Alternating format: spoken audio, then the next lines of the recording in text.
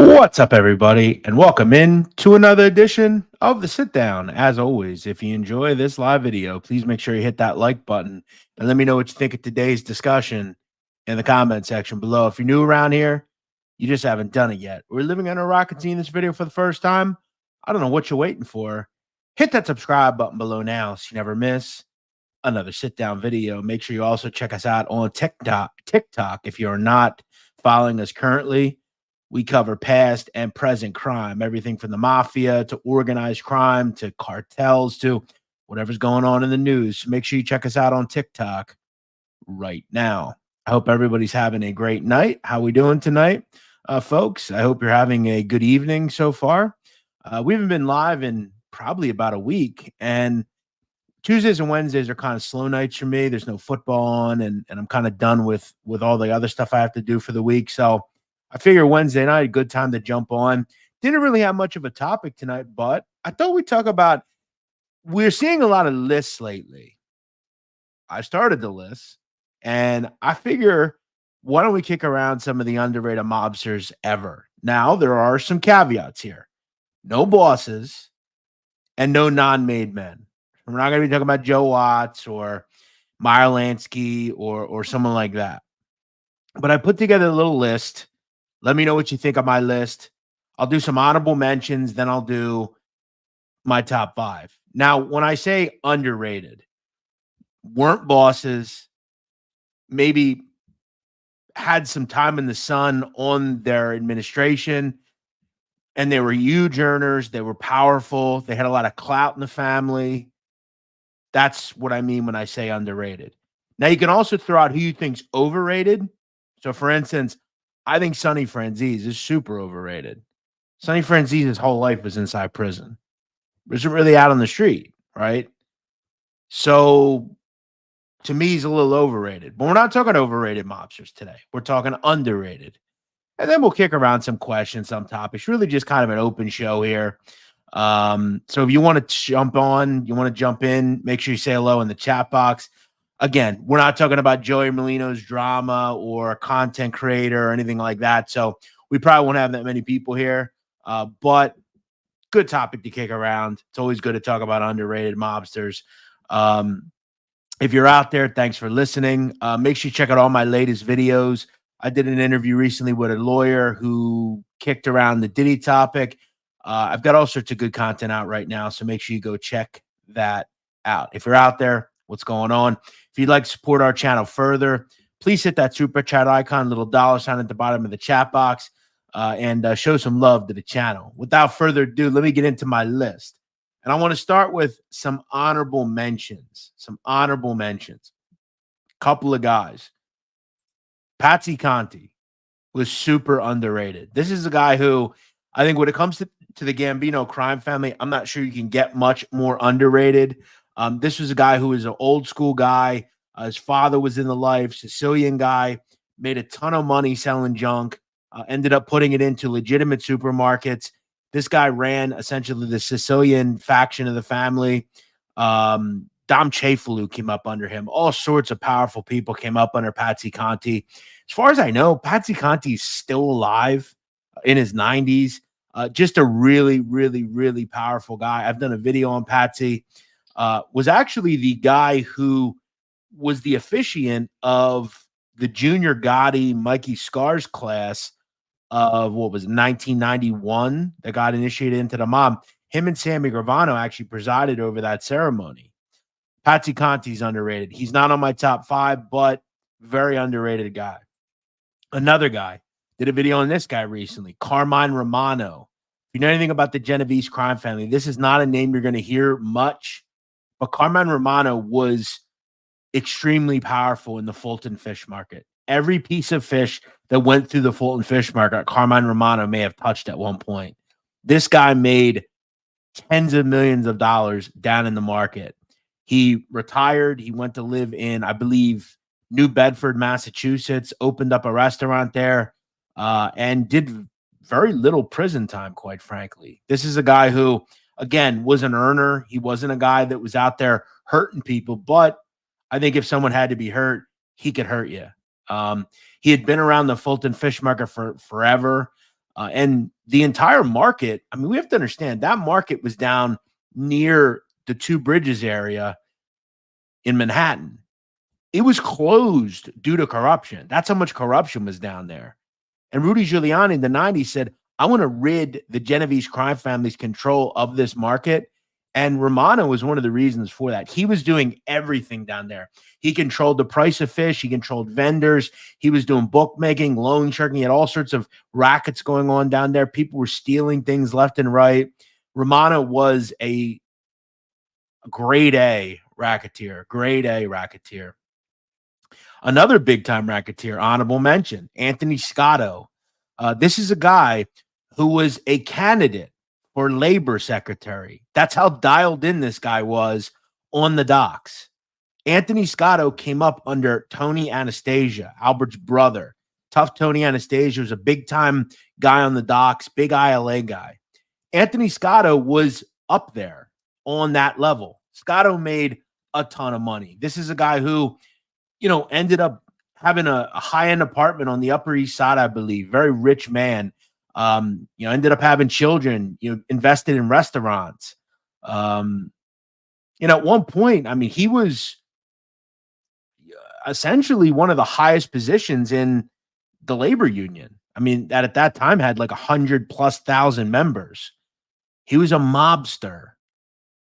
Remember, a mobster was possibly going to be the labor secretary under Gerald Ford. That's pretty nuts. But talk about dialed in. And the Gambinos have ran Brooklyn's waterfront for years, from tough Tony Anastasia to Tony Scotto to Sonny Saccone. Waterfront's big business. You run the ILA. Look at the Genovese crime family as well in New Jersey. Harold Daggett, who is the national president of the ILA, who right now is arguing over a possible stoppage of work on the docks on the Eastern Seaboard from an ILA standpoint. Harold Daggett is a Genovese associate, straight up. He has all sorts of connections to the Genovese crime family. And when it comes to the docks, the Genovese, the Gambinos, always have had a stranglehold on that. And Anthony Scotto was a lot of the reason for that. As many people know, Anthony Scotto died a few years ago.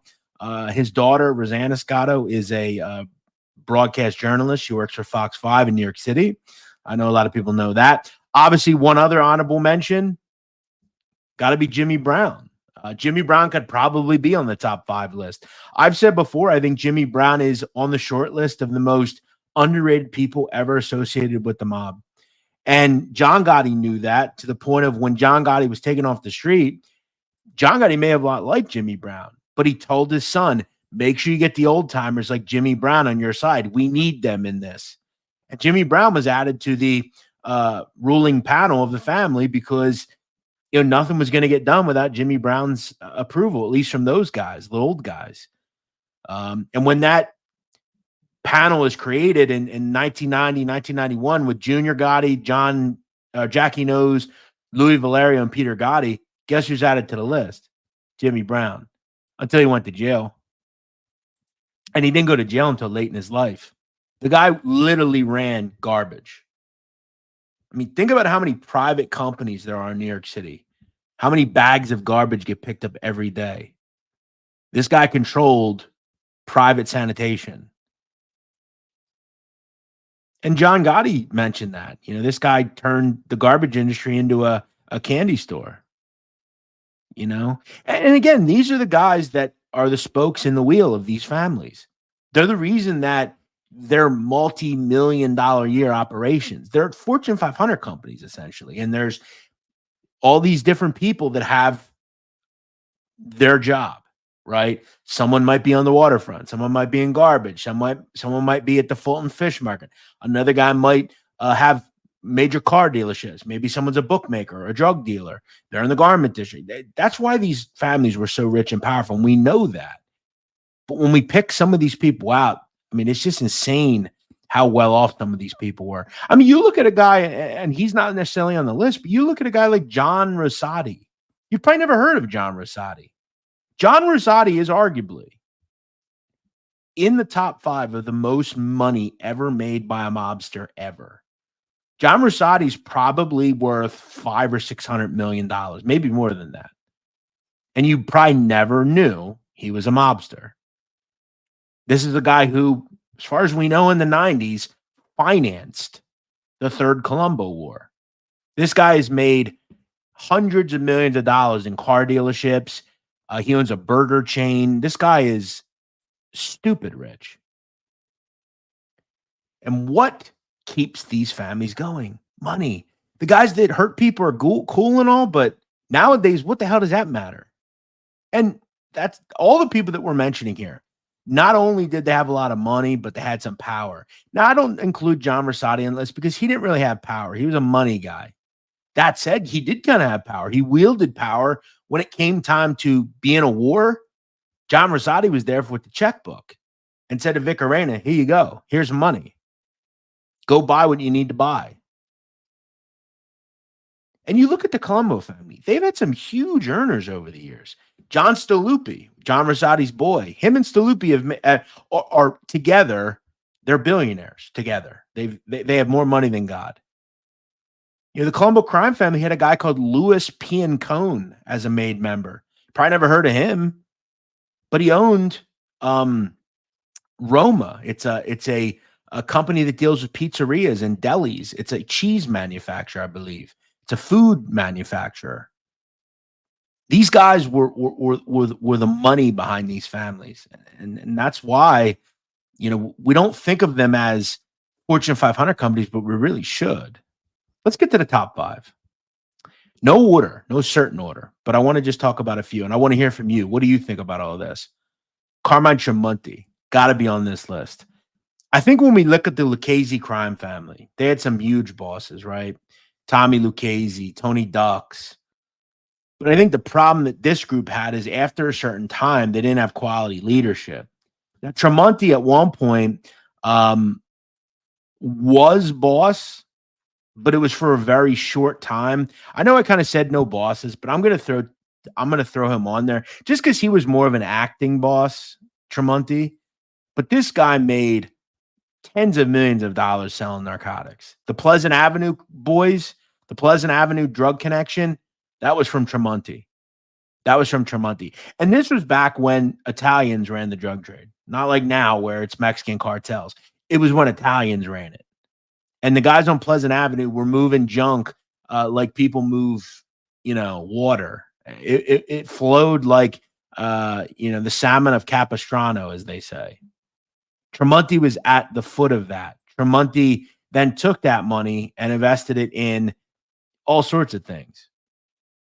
And if you remember, if you watch Goodfellas, Paul Cicero references Tremonti. At one point, he says he'll die in prison just for saying hello to an associate who was sneaking behind his back selling junk.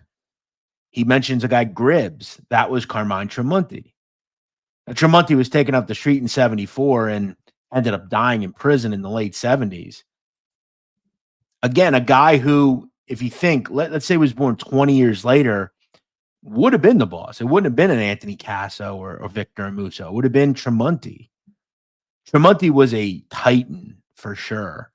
This guy was, was good, as big as it gets, really, from a drug trafficking standpoint. A lot of those guys on Pleasant Avenue, Gigi and Glaze, Johnny Echoes, those guys, they were moving drugs for Tremonti.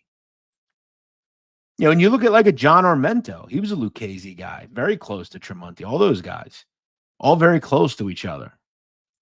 Another guy, I've mentioned him before, Fat Andy Ruggiano. I think this guy is about as influential as it gets. You look at all the guys that came up under Fat Andy. And when you look at Brooklyn in that time, in the 60s, late 50s, into the 60s, you know who the guys wanted to be?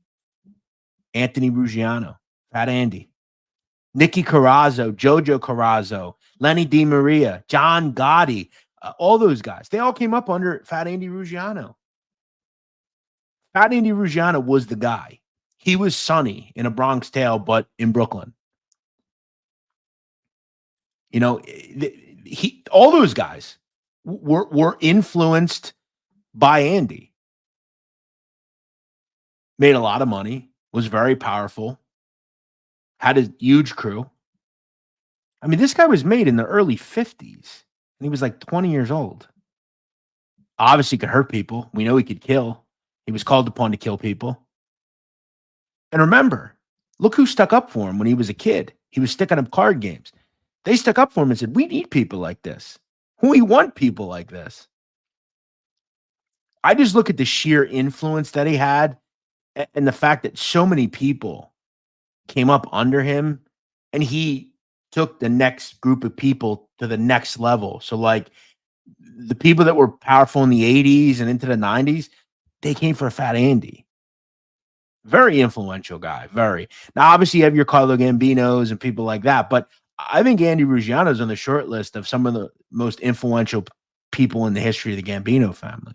Very, very, very important. Tommy Gambino has to be on this list. Super underrated. Obviously, he comes from great stock, but I think outside of probably Tony Salerno, nobody made more money than Tommy Gambino. And Tommy wasn't a tough guy. Tommy was a racketeer. Tommy was a money man. He completely transformed the garment district. And as I've said about money, he wasn't just a couple of million. This guy had like a $500 million net worth. I think on sheer volume of the money he made, you also look at the fact that if there was a gangster that was, I don't know, humanized a little bit, it was probably Tommy Gambino. You know, he probably didn't need to be a gangster. He could have just went to college and did very well for himself. But his father was who he was, and he followed in his father's footsteps. Throw in the fact that I always have some sort of weird like connection to Tommy Gambino due to the fact that my father and him passed away on the same day. And I remember I honored my dad, and the video I did was of Tommy Gambino. Lived till he was 94, Tommy. You know, obviously was very giving, gave a lot of his fortune away, was involved in all sorts of foundations and medical things, and was very helpful. And a lot of people don't realize when John Gotti was arrested in 1990, obviously Sammy was arrested and so was Frankie Loke, but so was Tommy Gambino.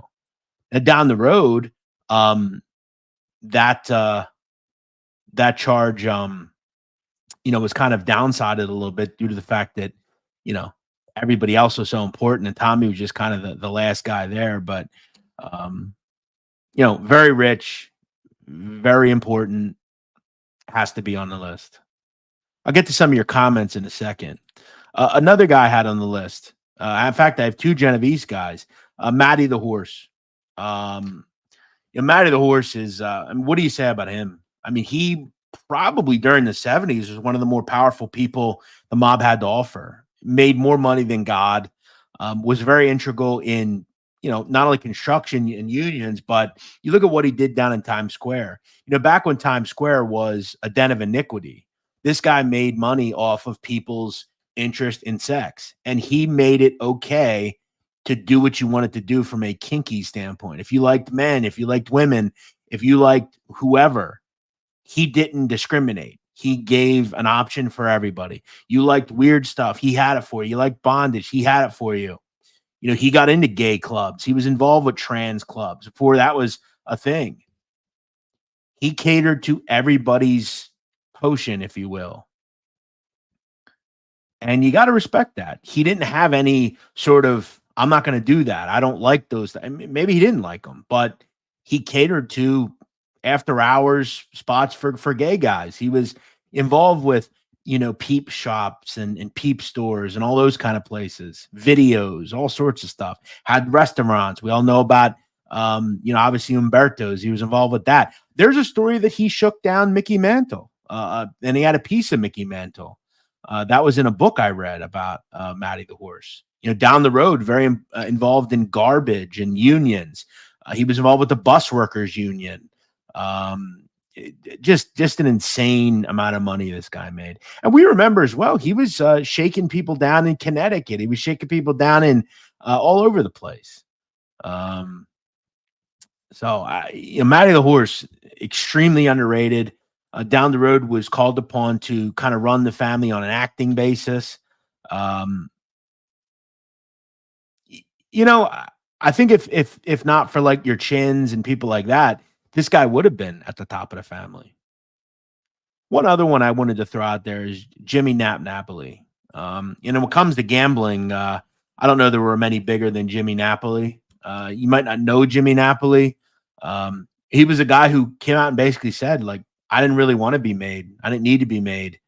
They called him a gentleman's gentleman, very respected guy. Was intelligent, smart, had huge numbers operation. It was said that in the late 70s, nobody had a bigger numbers operation than him. Gambling, bookmaking, was involved with boxing, just super, super powerful from a betting and gambling standpoint. Um, and when you have one of the largest gambling operations in the country, um, what these guys did? They all catered to things that were, now gambling's huge. Back then, it wasn't. It was in the back rooms.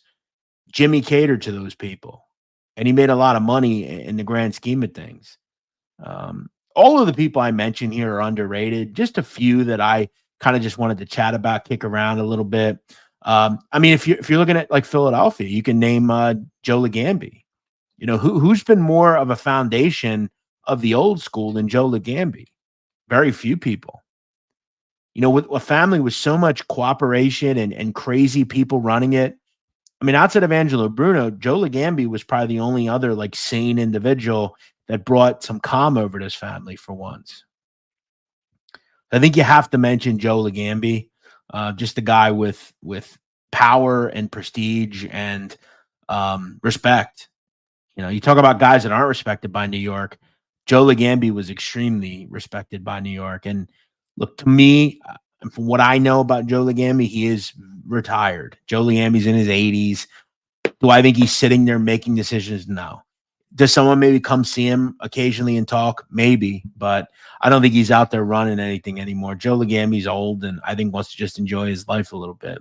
Shout out to Raul Ferro, $100. My man Jeff, glad to be back. Thank you, bro. That's really nice of you. That's really, really nice of you. I'm happy that you're able to support us, and it means a lot that you continue to help us out, man. Seriously. Thanks for watching. Let me go through a couple of comments here. What's going on? What's happening? Fritzy Giovanelli. Okay. Yeah, I could see it. I don't know that I put him on this list. Queens guy, definitely had some power to him for sure. Do I think he's on this list? No, but he's definitely part of the spokes that keep things running for sure. What's up, man? I know Jimmy Brown will be on this list. Of course he is. What's up, Sopranos fan?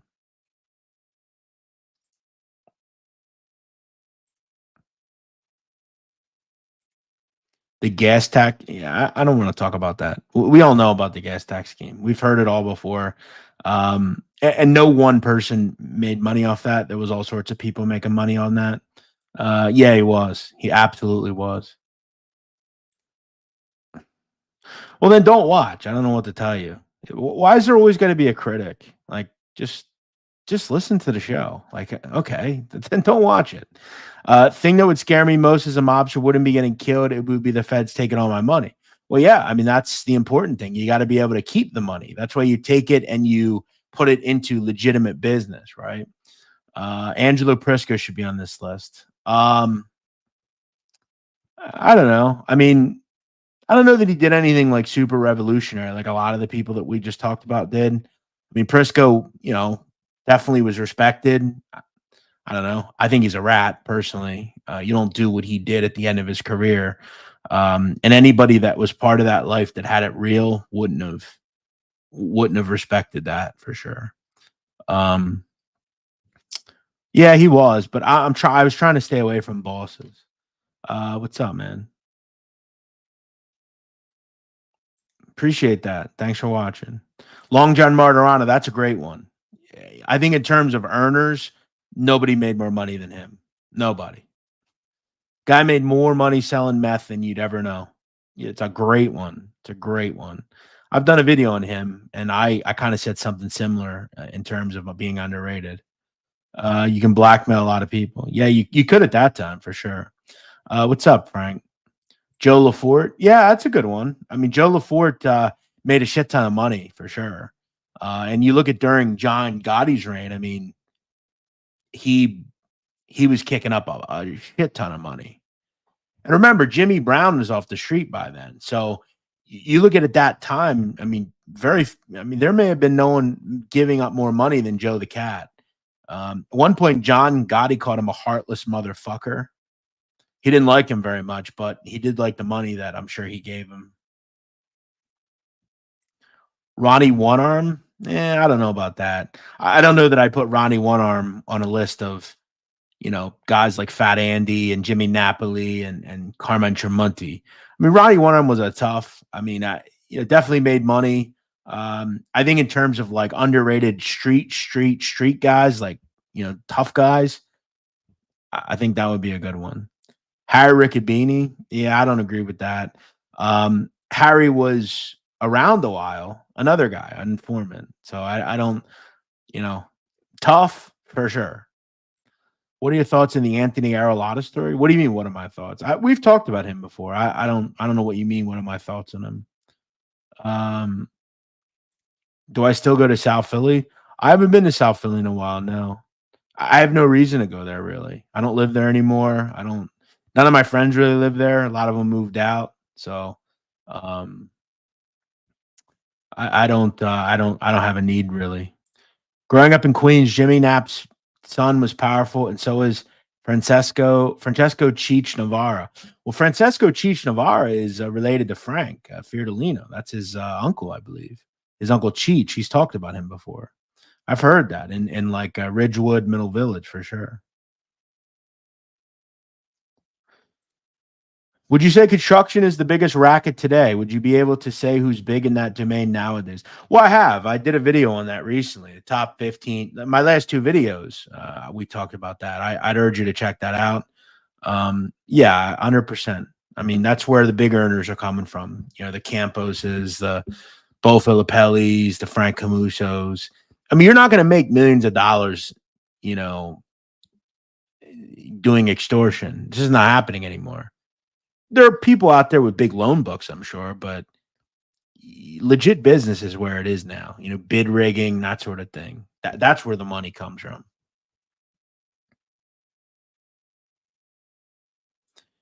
Hey Victor, stop talking stupid. All right, will you? Don't talk dumb. You're sounding real stupid, bro.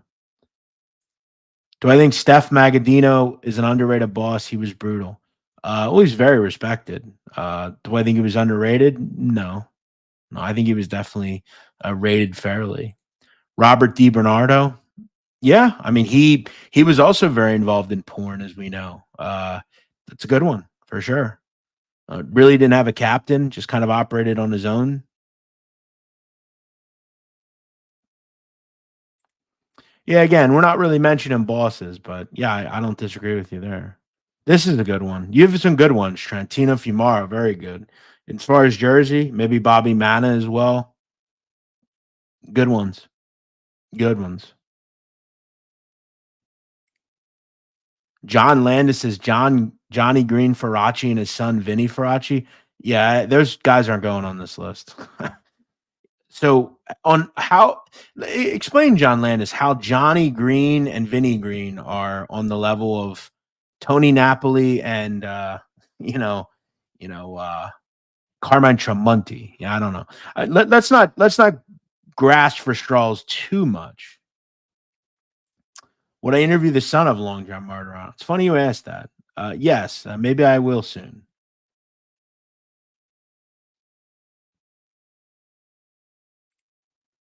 Patsy Conti was probably the largest earner in the Gambinos between Smack and Key Foods. Yep, yep. I mean, they had him, Joe the Cat. Uh, you know, I mean, all the money they were making with junk, with some of the Angie Ruggerios and guys like that. DiBernardo and porn. I mean, yeah, all the union stuff, 100%.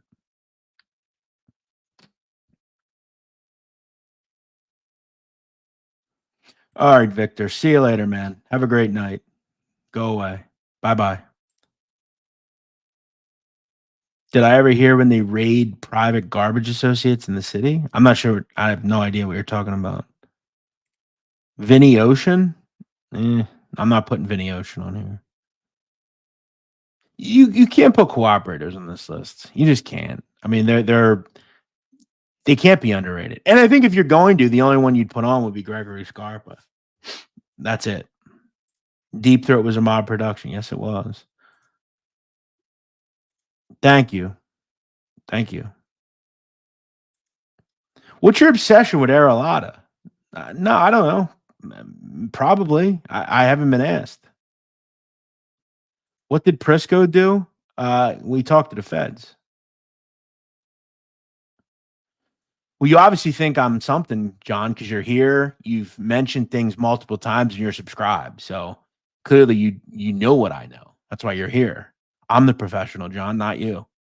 That's why you're here commenting and asking me things. You know who the professional is, John. Yikes. You really walked into that one, John. Salvatore Lacasio, an underrated earner for the last 30 years. Yeah, him and Richie Martino, for sure. That's a good one. That's a good one. They made a lot of money. What's up, LA? Shout out to LA. I'll tell you another guy you could put on this list, Joe Beck, Di Palermo. Talk about a guy that made a lot of money.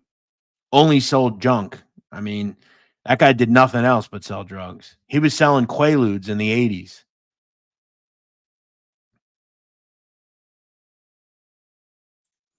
Did I know Bobby Sassa was in the mob? Yes, Teamsters. We talked about him a little bit on the Joe Lanfranchi interview that we talked about. I think we talked about him there. Yeah, he was involved with 282, Bobby Sasso. Ciro Perone? I don't know. I think Ciro is just kind of your typical mob soldier. You know, I don't know that he did anything revolutionary. Very respected. You know, he was in Matty the Horse's crew, came up under Matty. Why does every time when I start this show that fucking train goes by? I'll tell you guys, I'm on my last nerve hearing that goddamn train horn, man. It's brutal. Never ends. Please hit that like button if you're enjoying the show. If you'd like to support us, hit that super chat icon, little $ bottom of the chat box. Who do you think is an underrated mobster? Scotty G, new fan of the show. Thank you, bro. Appreciate that. Thanks for checking it out. New fan, been watching on JB's for a while. Well, thank you, Scotty G. I appreciate that. But as far as I'm trying to think who you mentioned. Oh, Aralata. Yeah, I mean, again, there's not much more to say about him, to be honest. There's not much more to say about him, to be honest. What else do we have today? Somebody mentioned Joseph Biondo. Yeah, I mean, very trusted by Carlo Gambino. He was involved with the Albert Anastasia hit. He's an old timer for sure. Wasn't the horror film Texas Chainsaw financed by Columbus? Yes, Franzese did that, and some of the other guys in that family. Not Michael, Sonny.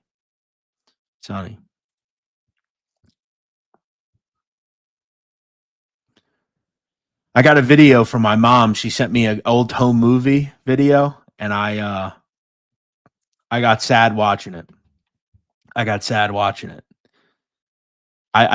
the date on it. It was from July of 1995. It was just short of my 6th birthday. Man, what times those were. So I was thinking about maybe playing a little bit of it. You guys can see how my early life was. Eddie and Guido DeCurtis, yes, they were big in the porn and gay clubs, that sort of thing, for sure. But yeah, I watched this video and I'm like, holy shit, man, this was, what was it, 30 years ago? 95. Man, those were good times. What's up, bro? How you doing? I'm going to show you guys. This was me when I was just almost 6 years old. Check this out. Now, I want everybody to see how far our baby Jeffrey has come since last summer. You remember last year he wouldn't get in the pool? Look at him this year. Show him how you can swim. Okay. Jeffrey will be 6 next Monday. Watch him swimming. And he is such a bird. He loves this pool. He never wants to get out. Okay, show me your stuff. Look at him swimming like a big boy. Good boy. I'll swim in the water for you. Okay, go ahead. Hold your breath. Wait a minute. Don't forget to take a big deep breath. Yeah, come back this way, Jeff. Wait. Half the damn pool. Take a deep breath. Look at Quinny. Now Hi, check him out. Quinny. Take a deep breath. Oh, shoot. This battery's going again. Go ahead. Hurry up before the battery goes dead. Wait. I'll get on the steps. Good boy. And I'll jump in. Okay, hurry up before the battery wears out. Hurry up. I'll run and jump. Hurry up. Hurry up. Hurry up. Woo! Good I'm stuff. sure you. That was me at 6 years old. Man, what great videos they are. So great that you have those things you can watch when you're older. You know, now I'm old. You know, all those people in that video, a lot of them are gone. You know, my brother, obviously, he's still around. My mom, she's still around, but my grandpa, he's gone. My dad, my grandma, even my dog. My dog's in that video. My dog. I don't think I've ever talked about this. I was about 6 in that video. When I was 9, I remember one day my mother said to me, she's like, go feed the dog. And our dog, he stayed up we had a garage, and he would stay in the garage at night. He liked it outside. And I remember I went up there and he was laying in a pool of blood, dead. I found my dog dead. I never had another dog again after that. But other than that, I had a great childhood. So many great times, man. Those videos mean so much, man, because you miss those days. You know, you miss those years. Yeah, so many things were better back then, weren't they? Black Cat 997, $5. Thanks, bro. I appreciate that. Even the Cannonball was like a champ. Yeah. I was barely 6 years old. Yeah, videos meant a lot back then. It's all you have now. You know, I love seeing those videos. Makes you happy. Back when times were good, you know. It doesn't seem like it's like that anymore, you know. I know life's cool and all, but everything just seemed better back then. Everybody was happy, happy-go-lucky, you know. A lot has changed. 95, man. Great times. We were a year apart. I was born in 1988. And so you know all about that time. Oh, I'm glad you enjoy it. Maybe I'll play a little bit more. Hang on a sec. I don't know if I... Now, I want everybody to see how far our baby Jeffrey has come since last summer. I don't think he can. I'll tell you what, though. I'll show you my dog. I have a video of him. Bear with me a second. I love this dog, man. He was the coolest little dog, man. He was only nice to me and my family, I feel like, but he was a great dog. I'll show you here. This dog was pretty damn cool, man.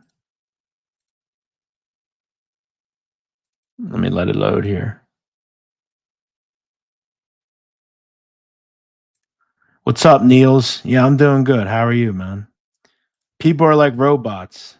Many changes. Yeah, a lot of changes.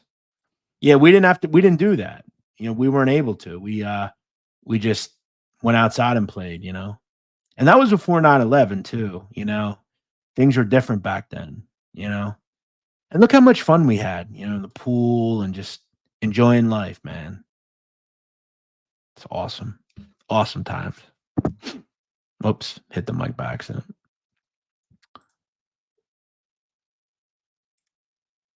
Yeah, that's a good one. That's a good one for sure. I have no videos of my great grandma. She owned a store. I got one, no audio, but you could see the day's business and the day's problems.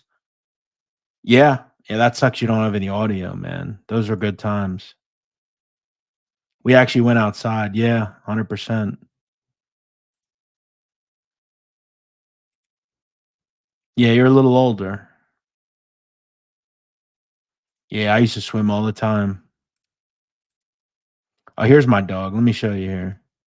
This dog was super cool, man. He's 8 weeks old, and he's part chow, and part German Shepherd. He's out there eating an ice cream cone. Right now he weighs 11 pounds. And he's eating an ice cream. I wish he'd turn around and show us. Okay. Oh my gosh, look at him.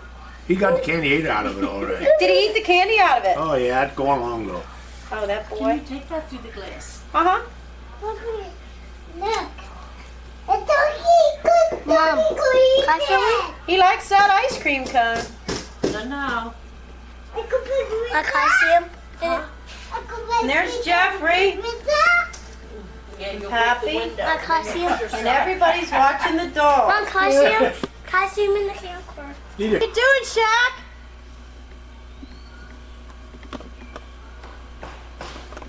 Aren't he pretty?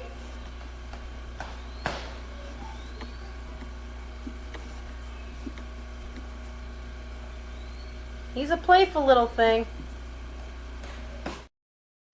That dog was super cool, man. Beautiful. He was such a beautiful dog. Man, seeing those videos, man, I'm seeing my grandpa, man. He was like the greatest man ever. Yeah, he was such a great, beautiful dog, man. I still remember when I found him. God, it made me sad, man. I didn't want to go to school for like a week. I couldn't believe it. My dog was gone.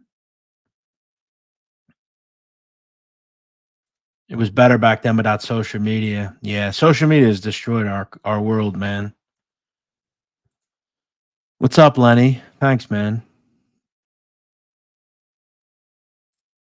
Yeah, it does, doesn't it?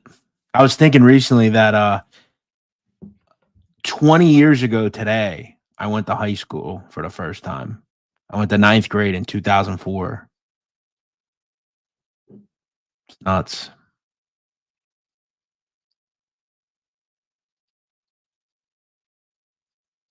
I think it's hard seeing those videos too, just with like how much things have changed, seeing all those people that are no longer here, I mean, I look back to like my grandpa and what, 95, he was like early 70s, he was still pretty young, It's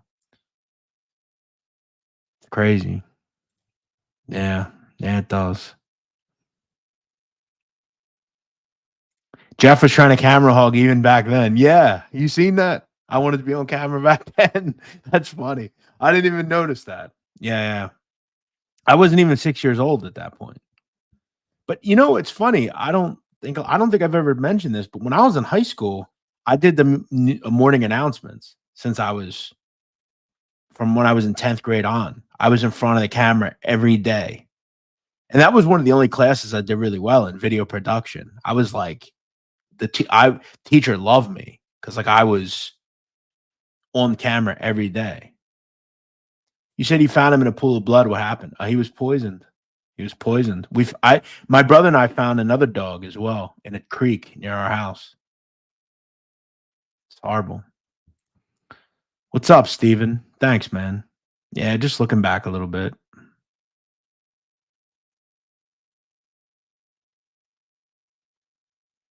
Sorry to hear that, man. Sorry to hear that. Yeah, somebody in the neighborhood was poisoning dogs, and my dog was one of them. Pretty screwed up, right?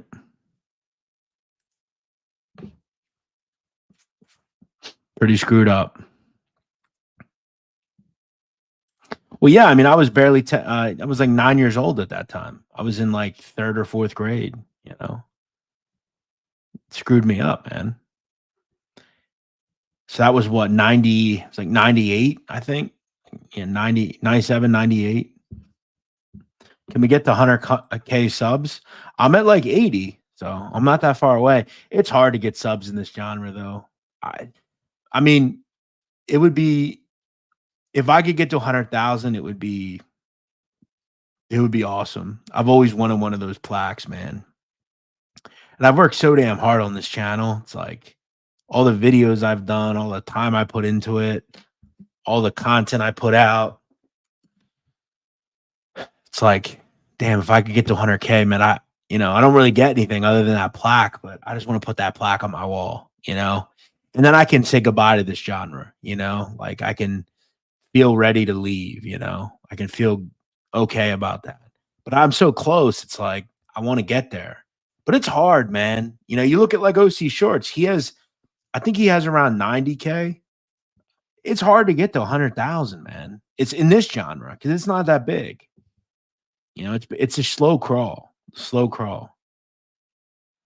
Who's the biggest earner of all time? Tony Salerno. Tony Salerno. No, they never did. You need to find that prick and feed him the Roy DeMeo. I wish I could. We'll never know. But yeah, he was a good little dog. He's cute. He was cute. But that's it, really, guys. Just kicking around things. You know, as I've said, if we're not talking about drama or something like that, you know, there's not a lot of people in here, you know, but oh well.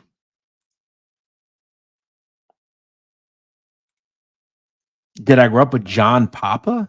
No, I'm not from New York. Where does Michael Franzese rank as a top earner? Probably pretty high. But it wasn't just his. There was all sorts of people involved with that. Appreciate that, Pete. Thanks, man. I try. Thank you so much. What's up, Michael? Thank you, man. Dominic Cirillo whacked his own son. Yeah, he definitely did. Matty the horse was on there, though, for sure. Appreciate that. Yeah. A lot of sick people in this world, man. Got to be careful. And that was back in the late 90s. That wasn't, recently or anything.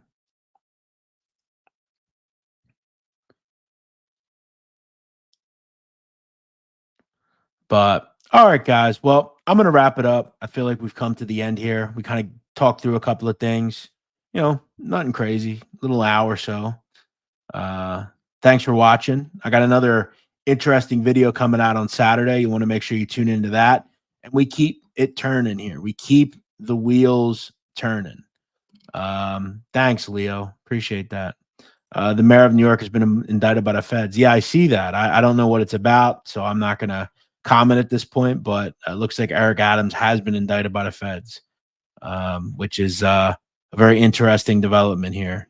All right, I'm out of here. I'll see you all again soon. Hey, Tony Silo, what's going on, my brother? How are you? Good to see you. I'll have to give you a call soon and we could talk.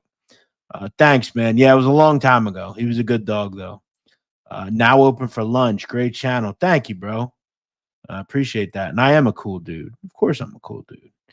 All right, guys. Thanks for watching. I'll see you all again real soon. Leo, thank you for the $10, my man. At the final whistle, Leo with $10. Thank you, brother. Appreciate you, Black Cat, and Raul Ferro. Thanks, guys. Thanks for tuning in. I will, Tony Silo. All right, Jarhead, take it easy. All right, guys. I'll see you all later. Bye.